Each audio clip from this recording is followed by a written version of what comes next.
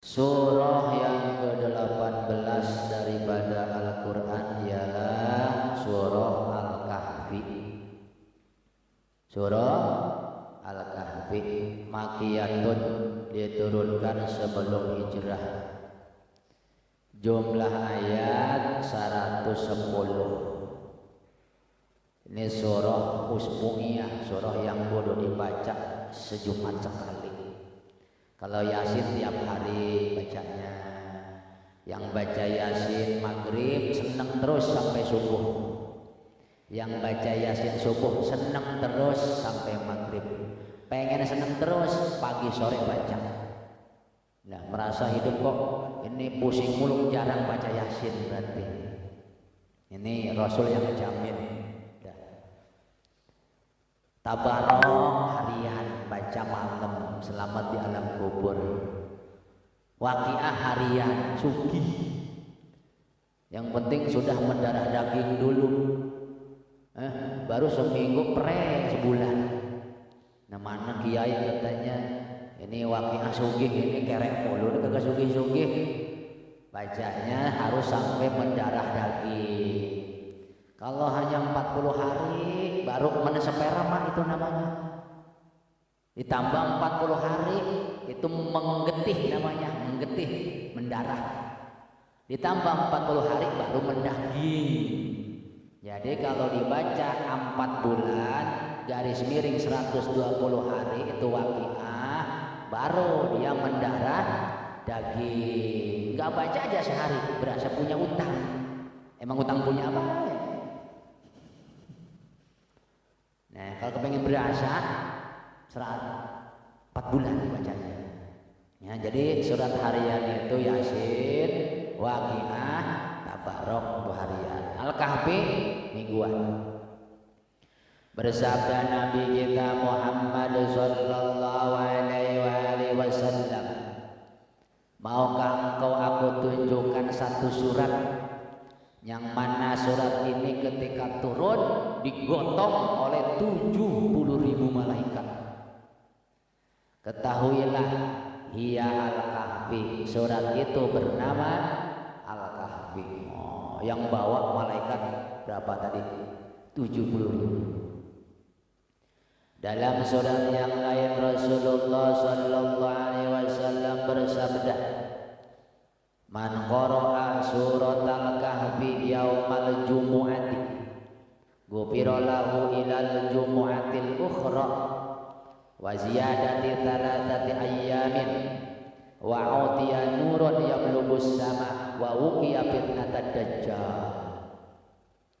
Siapa orang membaca surah Al-Kahfi hari Jumat siang-siang mulai subuh, maka diampuni dosanya sampai Jumat depan. Dikasih bonus 3 hari. Jadi berapa hari itu? Jumat, Sabtu, Minggu, Senin, 11 hari. Berapa? 11. Maka dosanya diampuni sampai Jumat depan. Dikasih bonus berapa? 3 hari. Dan dia akan dikasih cahaya yang membumbung ke langit, serta ia dijaga dari fitnah dajjal. Nah, kalau orang rajin baca Al-Kahfi seminggu sekali, pokoknya bersinar dia punya hidup.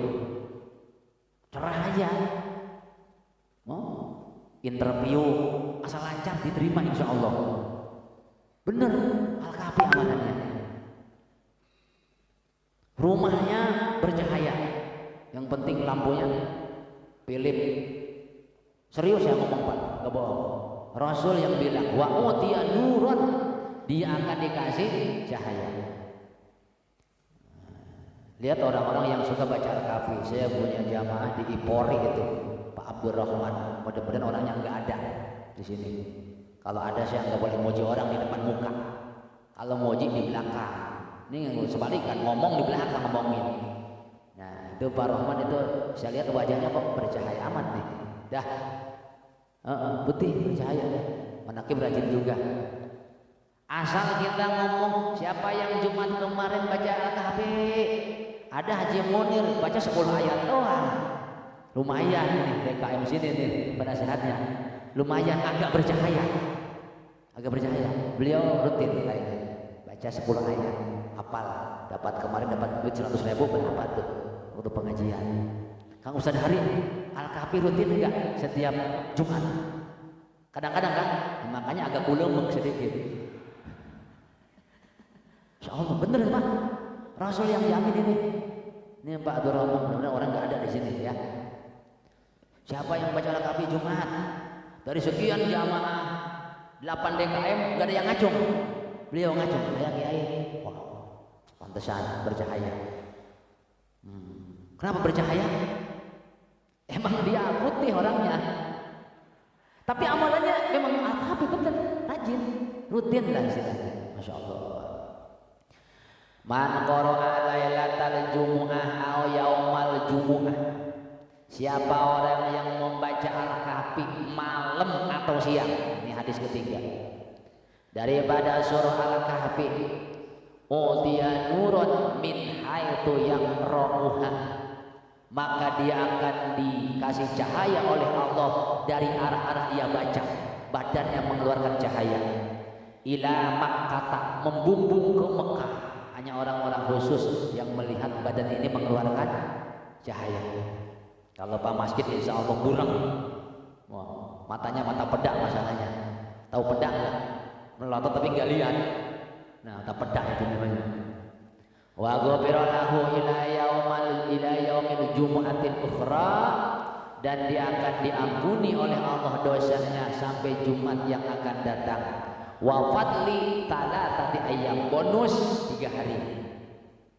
Wa shalla alaihi sab'una alfi malakin, dan dia akan dimintakan ampun oleh 70.000 malaikat sampai pagi. Wa upiya minadda, dijaga dari penyakit. Wa dubailah, dijaga dari bencana. 11 hari itu. Orang baca Al-Kahfi Jumat doa, siang atau malam hari akan mengeluarkan badannya cahaya membumbung ke Mekah.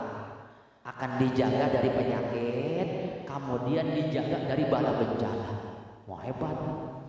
Jadi bisa menjaga 11 hari. Luar biasa. Kenapa ini disebut Al-Kahfi? Nah, kita sudah mendengar ini keterangan 3 cukup sebagai motivasi agar kita jangan sampai Jumat kagak baca Al-Kahfi. Diusahakan baca Al-Kahfi. Cakepnya habis subuh. Habis subuh Al-Kahfi baca, dah bercahaya insyaallah. Hidup bercahaya, rumah tangga bercahaya, dikasih anak turunan bercahaya. Jangan sampai ditinggal. Al-Kahfi penting. Kenapa disebut surah Al-Kahfi? Al-Kahfi itu gua besar. Karena di surat itu akan diceritakan tentang pemuda-pemuda yang lari daripada raja musyrik Dikyanus mengaku Tuhan, kabur menuju gua besar. Masuk ke dalam gua, makanya disebut Al-Kahfi. Nanti akan diceritakan dalam ayat ke-10. Allah Subhanahu wa taala berfirman dalam surah Al-Kahfi ayat 10. Idh awal fityatu ilal kahfi faqalu rabbana atina min ladunka rahmatan wa hayyi lana min amrina. Ini luar biasa. Saya dapat dari Kiai Mamduh Mustari, kan sering dihadiahi oleh kita tuh mana-mana. Kita datang ke Mama Mamduh.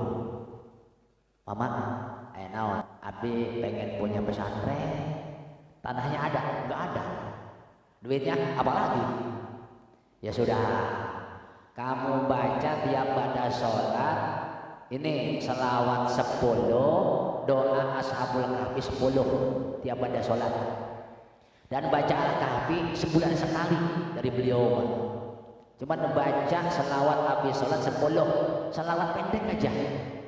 Allahumma sholli ala sayyidina Muhammadin wa ala alihi wa sahbihi wa sallim. Berapa? 10. Allahumma sholli ala sayyidina Muhammadin wa ala alihi wa sahbihi wa wasallim. Tutup dengan doa Ashabul Kahfi 10. Rabbana atina min ladunka rahmatan wa hayyi lana min amrina. Udah itu aja ya. Buat punya insyaallah. Saya ngamalin tirakat hampir 2 tahun ini. Berapa? Hampir 2 tahun. Dulu tahun 2016-an kan. Nah, kita punya mulai ngebangun 2017-an. Dah. Tirakatnya hampir berapa tahun? 2 tahun. Nah, di samping guru-guru yang lain disuruh datang ke 7 kiai ya, minta doa, meminta wirid. Di antaranya beliau yang saya datangi. Nah, disuruh baca Al-Kahfinya sebulan sekali. Kalau lihat hadis seminggu sekali. Yang dibaca. Kenapa disebut Al-Kahfi? Panjang ceritanya. Dulu di daerah Tursus antara Turki dengan Yordan, kalau sekarang Suriah, ada raja zalim yang bernama Dikyanus. Dikyanus ini punya istana panjangnya 1 parsah, kira-kira 8 kilo. Panjang nggak istananya? Masya Allah. Lebarnya 1 parsah, kira-kira 8 kilo. Itu untuk jalan kaki olahraga keringatan insya Allah. 8 kilo. Ya. Punya menteri di sebelah kanan, bangkunya bertatakan emas 50. Di sebelah kiri, bangku bertatakan emas 50. Menteri-menterinya kiri kanan 50. Berarti di situ ada apa itu namanya? Erick Thohir ada di situ. Sri Mulyani ada. Kalau zaman sekarang 50 cepet banyak. Di belakang beliau sebelah kiri kanan ada 6 pemuda cerdas. Muksalmina Tamliho di sini ada tuh. Martunus Spiritus nggak ada. Nah, kita disuruh oleh Rasulullah SAW mengajarkan nama-nama Ashabul Kahfi. Alimu awladakum asma'a ashabil kahfi. Ajarkan anak-anakmu nama-nama Ashabul Kahfi. Karena mempunyai 9 khasiat. Kalau ada bocah malam-malam nangis baik, tulis di kertas, ikat di sini. Nanti insya Allah kecapean berhenti.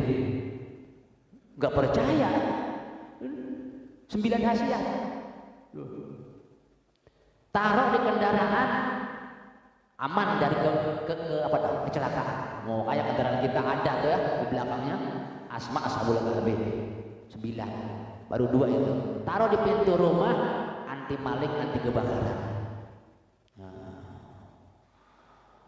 Jadi kiri 6, kiri 3, kanan 3. Pemuda cerdas sebagai penasihat raja. Bila mana raja punya masalah, menteri yang 100 rapat, tetap keputusan di 6 pemuda cerdas ini. Hanya pemuda ini jangan disepelekan. Keputusan akhir di pemuda ini. Begitu Raja Dikyanus menguasai daripada kota Tursus, 30 tahun kagak pernah sakit. Akhirnya ngaku Tuhan. Nah inilah kita untung dikasih sakit oleh Allah. Untung Pak. Coba bahaya orang kagak sakit kadang-kadang sombong. Lu masa sakit-sakitan baik kayak gua nih tuh udah boleh sombong kan? Kita beruntung dikasih sakit, dikasih orang yang benci sama kita, dikasih duit kadang-kadang nggak punya, betul kan? Supaya eling sama Gusti. Banyak raja-raja dahulu yang kagak pernah sakit akhirnya congkak sombong. Fir'aun 400 tahunan kagak meriang dikit-dikit aja ngaku Tuhan. Namrud sama baik. Ini Dikyanus sama meneng. Lalu dia mengaku Tuhan ingin disembah. Kemudian hasil rapat para menteri siap Tuan Raja akan didaulat menjadi Tuhan. Tapi kan menunggu keputusan yang 6 ini. Yang 6 beriman kepada Allah dengan ajaran Nabi Isa alaihi salam. Maka rapat perwakilan lah ke-6 ini di rumahnya Tamlighah. Saudara-saudara, kita besok dimintain fatwa nih sama Tuan Raja tentang keputusan pengangkatan jadi Tuhan ini gimana?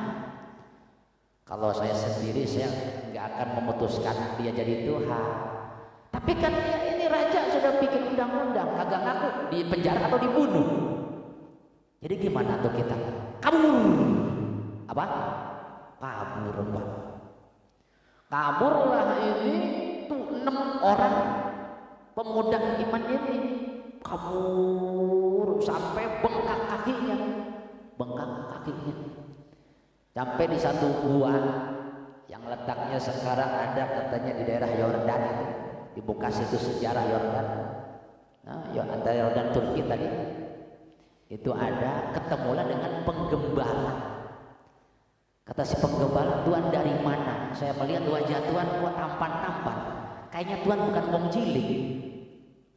Iya, kami penasehat raja. Jadi bukan muka siapa, Pak, emang kelihatan, orang kan dari wajah kelihatan, Pak. Betul tak? Ada istilah al-insan bil beungeut begitu. Manusia bagaimana? Beungeut kaya sama beungeut miskin kelihatan enggak? Kelihatan. Orang kaya perempuan umur 50, kalau kaya biasanya masih rapi kelihatan. Miskin 30 tetap aja kusem. Yang di kampung-kampung biasanya begitu kan. Tapi kalau sugih, pandai skin kret sedikit itu. Oh, yang seperti itu terpelihara. Nah, mudah-mudahan sugih kabeh di sini. Barokah kabeh. Tuhan dari mana? Oh, saya dari kerajaan. Terus ke sini saya kabur membawa agama karena mau dimintain fatwa supaya Tuhan aja pengen diangkat jadi Tuhan. Kami nggak setuju, akhirnya kami kabur. Ya sudah, Tuhan mau kemana? Mau bersembunyi. Kalau memang mau bersembunyi, saya ikut. Saya juga masuk agama Tuhan. Si penggembala ini, penggembala. Jadi penggembala 1 jadi 7 dengan si penggembala. Namanya Paraesatunus apa tuh susah namanya nih. Sebentar Tuhan, kami akan mengembalikan kambing-kambing kami ke juragannya. Kambing-kambing dikembalikan, si penggembala datang lagi, anjing ikut. Kata Ashabul Kahfi, ini anjing kenapa ngikut? Nanti dia bilang sama raja, kan anjing bisa, anjing helder kan begitu. Tiba-tiba anjing yang mau diusir ngomong dengan bahasa yang fasih. Kunaon, kira-kira begitu. Saya mau diusir, saya juga iman. Ya kalau begitu siap. Masuklah ini Ashabul Kahfi kemana? Ke dalam gua, ditidurkan oleh Allah 309 tahun. Berapa tahun? 309 tahun, gak makan, gak minum. Sementara kerajaan di sana Dicyanus nyari penasehat, kemana katanya nih? Penasehatnya ada. Kata orang-orang, kabur Tuhan, cari. Dicyanus mengerahkan prajurit kurang lebih 80.000. Kalah jamaah MKDKM. Oh, berapa ribu? Mau disebar. Begitu disebar, ketemu di dalam gua. Ini Ashabul Kahfi lagi tiduran. Kata Dicyanus, sudah, dia lagi tidur, turun, biarin antepin. Panggil tukang bas, Mang Sukron, umpama. Dipanggillah tukang tembok supaya gua diapain? Ditutup rapat pakai tembok. Pengen nyahok Tuhannya di langit, ngebantu nggak katanya. Masya Allah, Dicyanus pulang. Ashabul Kahfi dibangunkan oleh Allah setelah tidur panjang berapa tahun tadi? 309 tahun. Allah selamatkan dia. Saudara-saudara, ini kita berapa hari sih tidur? Yaumun ba'da yaum, setengah hari. Andai kata masuk pagi johor bangun, atau tidur johor maghrib bangun setengah hari. Enggak, seharian kita Ada yang bilang setengah hari kata Ashabul Kahfi, ada bilang seharian. Karena gigi kagak berubah. Oleh Allah dijaga, kagak ada perubahan. Begitu keluar, yang tadinya ada mata air di mulut gua kering. Yang tadinya ada pohon-pohon juga kering. Merasa aneh, takjub. Loh, tadi mandi di sini kenapa kering begini? Mata air kemana? Tadi pohon hijau, kemana ini pohon kok kering? Begitu masuk lagi, ada apa? Tahu ini kejadian alam aneh amat ya. Kamu lapar nggak?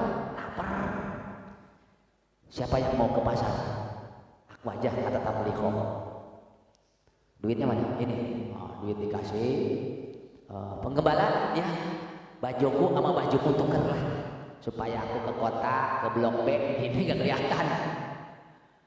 Tamliho tuker baju dengan penggembala, berangkat ke kota. Di perjalanan merasa aneh. Ini kok begini perjalanan beda amat. Tapi beliau masih hafal rumah yang dulu. Kota beliau tinggal terus masih hafal. Datang ke rumah makan Padang Mang Saman kira-kira. Nah, di situ ada tukang makanan. Tuan, saya beli makanan. Begitu beli makanan, kira-kira 6 bungkus 7 bungkus, ngasih duit. Duitnya, loh, ini duit purbakala, ini 300 tahun yang lalu ini mah. Makin aneh ini Tamliho. Lah ini duit kemarin. Harganya kalau dibanding itu 3 kali lipat duit yang baru. Akhirnya Bapak menyimpan harta karun ya. Saya laporkan ke Tuan Raja. Enggak, saya enggak nyimpan harta karun. Udah, manusia berkerumun, akhirnya ditangkap, dibawa ke Tuan Raja. Yang kebetulan Raja waktu itu sudah Islam. Diinterogasi, bla bla bla bla bla bla. Bapak siapa? Saya Tamliho, saya warga asli sini. Kalau memang Bapak warga asli sini, coba sebutkan nama-nama. Disebut nama-nama hampir 1000. Raja nggak ada yang mau, hiji-hiji aja. Pak, Bapak Tamliho, nama-nama yang Bapak sebut tuh, lihat nggak ada. Mana Pak RT ada nggak Teh? Nggak ada. Coba, Bapak masih hafal rumah? Hafal. Mana rumah Bapak? Noh, yang paling tinggi. Antar ke sana. Diantar ke sana. Ketok pintu. Tok tok tok tok tok tok. Assalamualaikum, waalaikumsalam. Keluar aki-aki udah putih kabeh, udah agak turun dikit saking tuanya. Kayak ini rumah siapa? Rumah saya. Tapi kayak ini saudara Tamliho mengaku bahwa ini rumah dia. Wah, sembarangan. Mana kartu apa bos? Pak Lurah mana? Mana surat tanahnya? Pak Listiono nggak ada sih di situ. Dulu nggak ada surat tanah. Mana surat tanahnya? Nanti dulu. Ini rumah saya. Ditanya sama si kakek, bapak siapa nama? Tamliho. Bapaknya? Ini. Berarti udah 4 generasi. Ini si kakek cium tangan, cium kaki sama Tamliho. Padahal muda jauh. Si kakek udah buyut kayaknya nih. Udah apa? Kakek, ayah, anak, cucu. Bercucu berarti ya? Cicit ya? Cicit. Masya Allah, cium tangan. Makin aneh di situ. Kalau dunia sekarang udah viral, Pak. Untung HP belum lahir pada waktu itu. Tapi Allah memberitahu kepada kita. Ini belum kelar dong jam ini nih. Tanggung gimana nih ya? Tanggung ya? Hah? Iya tanggung banget nih. Sampai di mana nih? Oh, manusia berjubel. Tuan Raja di WA. Tuan Raja secepatnya datang ke sini. Ini luar biasa ini kejadian seumur hidup nggak terulang lagi nih. Tuan Raja naik kuda, plak.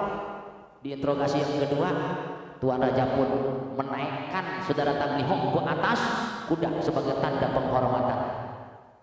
Kalau begitu yang di Pertuan Agung saudara Tamliho ini pasti waliun min auliyaillah. Mana temannya yang 6 lagi, yang 5 lagi?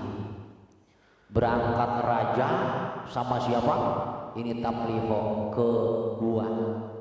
Begitu nyampe pintu gua, kata Tamliho, tuan raja sebentar, jangan ikut masuk. Saya akan masuk dulu. Takut teman-teman saya ngedengar suara senjata, ngedengar suara kerincing kuda, nanti dia kaget, mati lagi. Masuk Tamliho ke dalam gua. Ada apa Tamliho? Mana nasi padang? Begitu kira-kira. Tenang aja dulu, nasi padang gampang. Tamliho pun bercerita. Kalau ceritain lama lagi nih. Bla bla bla bla bla bla. Gimana? Ya sudah. Kata yang sisanya, kita jangan membuat gaduh masyarakat. Mendingan kita berdoa kepada Allah, semoga kita tidak kelihatan lagi. Maka Tamliho kagak keluar dari gua. Dan gua ditutup rapat oleh Allah. Seminggu tuan raja masuk ke dalam gua, tetap kagak bisa melihat itu Ashabul Kahfi. Satu riwayat, Ashabul Kahfi ditidurkan lagi dan akan dibangunkan menjadi pasukan Nabi Isa alaihissalam nanti dan berhaji bersama Nabi Isa alaihissalam. Kita tunggu tanggal mainnya nanti. Karena waktunya udah habis. Masih ramai sebenarnya. Saya kayak cerita ramai ini. Udah habis waktunya. Nah, mudah-mudahan setiap hari Jumat atau malam Jumat jangan lupa baca Ashabul surat Al-Kahfi, baca ini untuk cahaya bagi kehidupan kita dunia akhirat. Al-Fatihah. A'udzubillahi minasyaitonir rajim. Bismillahirrahmanirrahim. Alhamdulillahirabbil alamin arrahmanir rahim maliki yaumiddin. Iyyaka na'budu wa iyyaka nasta'in. Ihdinas siratal mustaqim. Siratal ladzina an'amta 'alaihim ghairil maghdubi 'alaihim waladdallin. Amin. Assalamualaikum warahmatullahi wabarakatuh.